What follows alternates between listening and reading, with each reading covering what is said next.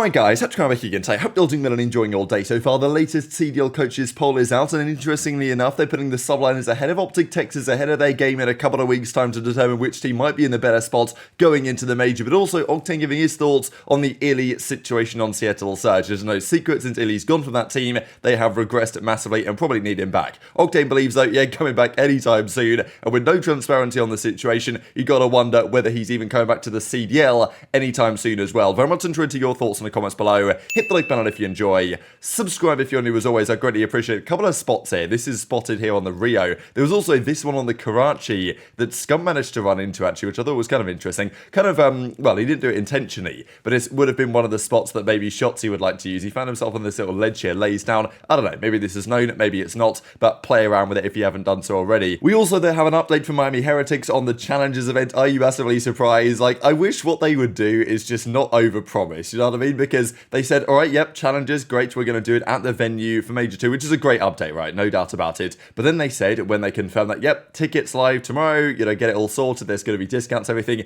then they're like, well, yeah, actually, we can't do it tomorrow. It's going to be Monday instead. So, hope we do have them out today, but unfortunately could not hit that goal due to time constraints, they say. So, it's like, you know, I get it, right? And they'll get it sorted eventually, but if you know that you probably can't do it by that certain time, just say, all right, it's going to be Monday, rather than people thinking, oh, it's going to be Friday, and then no, it's actually Monday. But apparently it's going to be Monday, but people see this and they think, well, you know, are they actually going to do it Monday, or is it going to be delayed again? I don't know. But yeah, challenges will be hosted at Major 2 alongside the main event, discounted tickets.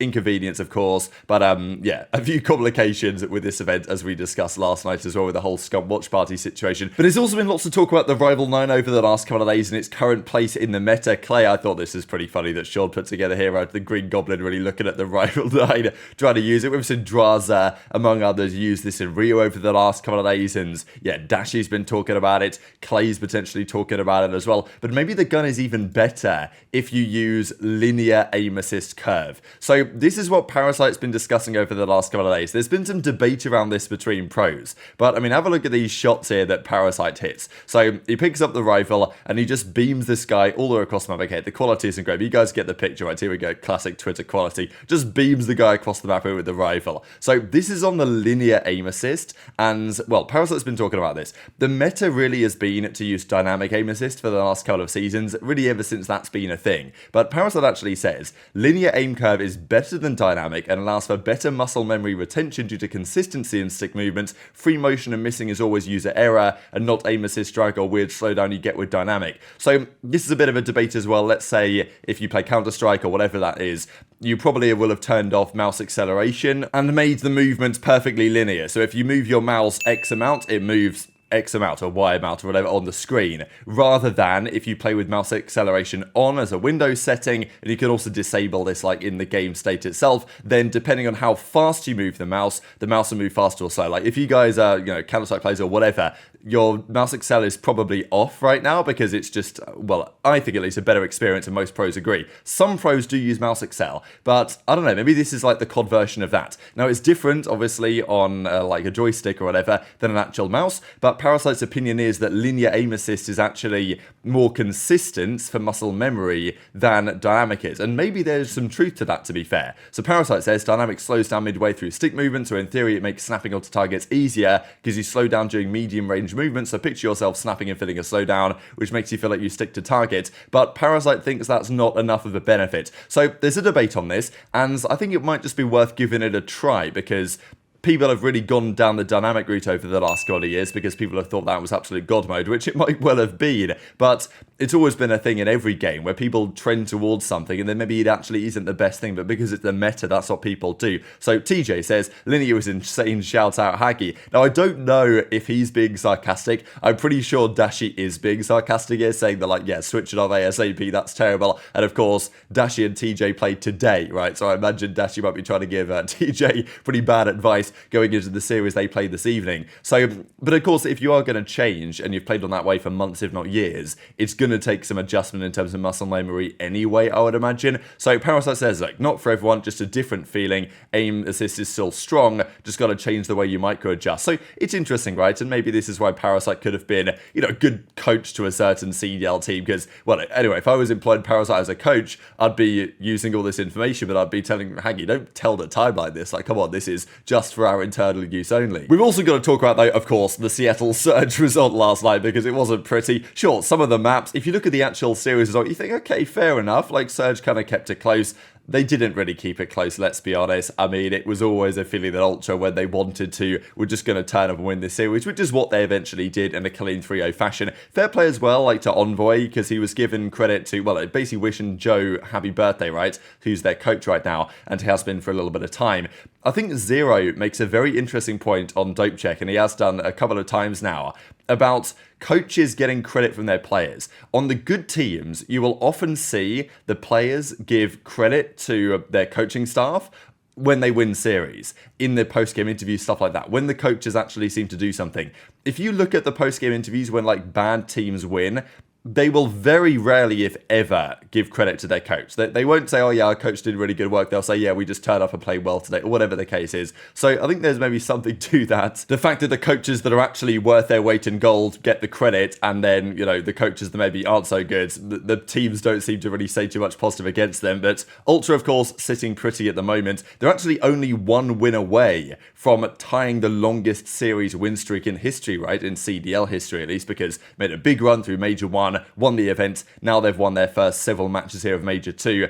It's actually FaZe they play. If they beat FaZe, they tie Cold War FaZe with 13 straight series wins. So that is quite something. Surge, though, very much on the other side of this. They now have the standout record for the longest control losing spree in CDL history. Like, think of all the bad control teams they've been over the last few years. And Surge are officially now the worst, at least in terms of losing spree, with 11 straight losses. It's kind of what we talked about yesterday, that they might just be the worst team in CDL history, at least from my recent memory. And it doesn't look like it's going to get better anytime soon, because this is what Parasite has to say, and this is most certainly what Octane has to say on the matter as well, because the iLLeY question still hangs over them. I think Ben made a good point on last night's flank as well, basically saying, like, the fact that they have not said anything, it means that they're not controlling the narrative around their team. The community is controlling the narrative around their team, and that is not a good sign for the team right now, or for iLLeY individually. I still have no idea why Surge let iLLeY do that interview, because after that interview, it was all downhill from there at the major. Whether it was even intentional, and it was like, you know what, iLLeY's completely out of it, like, we've got to find a way to resolve this situation, I don't really understand. But they sent him out there to do the interview, pretty infamous, and the rest is history now that he is off the team, and it doesn't look like he's coming back anytime soon. But as I said the other day, like, if I'm a general manager or something of another team, iLLeY's a good player, and he played really well this season. If Surge aren't going to bring him back, surely other teams would be thinking, all right, you know, is the option there to try and bring iLLeY, and maybe we can, you know, help him recover, or whatever the case is, from everything that he may or may not be going through. We don't know, because they don't say anything. But apparently this is just not really the case, or going to be an option, and Octane seems to be convinced that, yeah, he's not coming back. Teams that are in the middle of the standings right now. I mean, prove me wrong by any means, those like guys. 6 or 8. So prove me wrong by any means, but dude, maybe are we serious at the COD we're watching? They are winning a fucking series at the way they're playing now. I don't care if it's against the best teams in the world. These guys are fucking oblivious on the map, dude. Like, as to what needs to happen, what they're doing, how they're approaching situations, holding. Say it with your chest. They are oblivious. This is by far probably one of, if not the worst roster change we've seen in the CDO in terms of performance to, like. I think it's very important. We as the community believe they would. Yeah, obviously. I think we as a community know that, think that. But I don't think this team internally thinks that. I don't know, Sam, what do you think?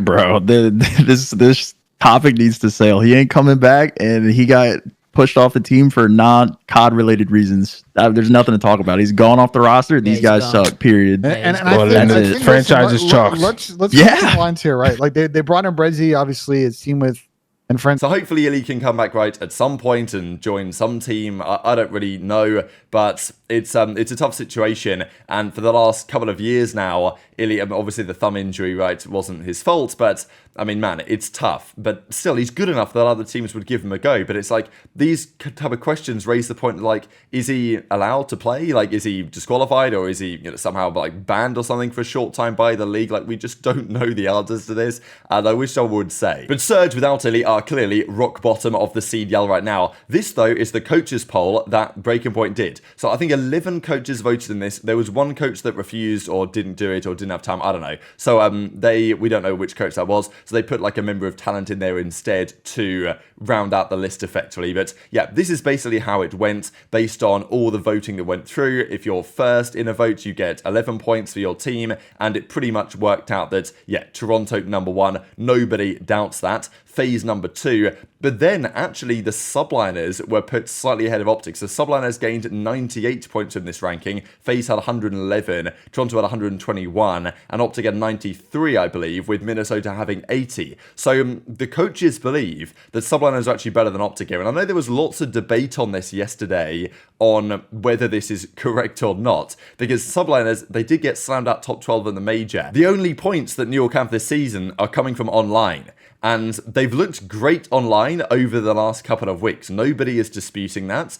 But I guess the question is it just online cheese? Like, are they going to be good on that? I'm more inclined to believe that it's not online cheese. I think they're actually pretty good now because, let's be honest, these guys won 3 events, including champs last year. Different team, slightly, but, you know, these guys still did that in large part. So I'm not thinking they're onliners, really, but I guess time will tell on that one because the coaches think that they're better than OpTic as it stands, which definitely wouldn't have been the case, I don't think, 2 or 3 weeks ago, after the major when they got slammed out top 12 and weren't even looking that good. But they've turned it around big time over the last couple of days, and now the coaches believe that Subliners would be favourites against OpTic in a series that they would play, and OpTic are the 4th best out of the top 4 teams, which I'm not sure is the case, but I guess we'll see some evidence on that over the coming days, because finally we do have some more top 4 battles, because looking at the rest of these standings, especially because Rocker, who were until yesterday, according to the coaches, the standalone 5th best B tier team, they got kind of bodied by FaZe and they can't win a game 5 to save their life. So it is a clear discrepancy, right? I think it would be funny, honestly, to think about the fact that you might be able to go S tier Ultra, A tier FaZe, Subliners, OpTic, no one in the B tier, and then just in the C tier and the D tier, right? Like, you can actually leave the B tier blank is kind of the way that I'm viewing the league at the moment. But I don't think that's necessarily true. We'll see how Boston and Vegas, for example, get on today, because those are the teams that I can see having some sort of upward trajectory right now. And Thieves and Ravens and Gorillas are here, and then actually they've gone for Miami and Surge as the worst teams by some way, which is probably justifiable, right? Well, especially the Surge one is very much justifiable over the last couple of days. Before today's games, however, Crim is qualifying. So if you guys just wanted to watch this, 9:15 a.m. Eastern time, which is actually pretty soon, I think, after when this video is going to be going public, that's when Crim is going to be qualifying for this weekend's race in the series that he's doing, and then his first race is in the afternoon at 6:35 UK time. So this is going to be all streamed on Crim's Twitch stream, right? So if you go on Crim's Twitch, then he's going to be live streaming it from his POV in the car there, I'm pretty sure is what's happening. And then slightly later in the day, we actually do have some CDL matches again. But as I say, these ones are pretty interesting. Yesterday was bad, right? And I'm hoping we get something better than yesterday. And I would say that the first game is actually probably the best on paper here, right? Because Legion Breach, and it was also like people care, because Gorillas Surge, I don't think anyone really cares. Like, even if that's an interesting series, like, does anybody care? Whereas Vegas Breach, I actually think people somewhat care about, right? Because Vegas are having some upward trajectory. Boston seem to have improved with this Asim change, but I think time will somewhat tell on that. And they did beat Rocker the other day. I think Breach should be the favourites here, and I think most people in the Breaking Point predictions have gone for them to win. I'm going to take Legion in 5, because I'm still a little bit unsure on this Boston team. They got slammed by the Subliners the other week. Legion nearly took Toronto to a game 5 and arguably should have done. So I think this series is a bit more 50-50, and because people are generally predicting Breach, I think it's maybe a good opportunity to try and throw one in there to get a 1-up in the Breaking Point predictions this stage. We'll see. Then OpTic play Ravens. This, by the way, is the Pred versus TJHaLy grudge match. Like, TJ, I don't think has ever lost to Pred. I expect that to change today, but we'll see. I mean, Ravens, we know they're solid in the respawn modes. That's where OpTic have been starting slow lately. But I do just think the difficulty that Ravens have in these series is that they just aren't great at search and destroy. OpTic seem to have made progress there, and OpTic are like, OpTic are very unlikely to lose all 3 respawns in a series like this, right? So I think that OpTic will do it, but I'm going to say they'll do it in 5 maybe. I think OpTic 3-2. And it'll be another pretty close series. And then Guerrillas Surge. I mean, I just can't in good faith predict Surge to even win a map at this point, even against a team like Guerrillas, based on what I've seen recently. It could go the other way, but if they do, like, who even cares, right? But very much intrigued to your thoughts on all this stuff in the comments below. Hit the like button if you enjoyed. Subscribe if you're new. Take care, and I'll see you next time.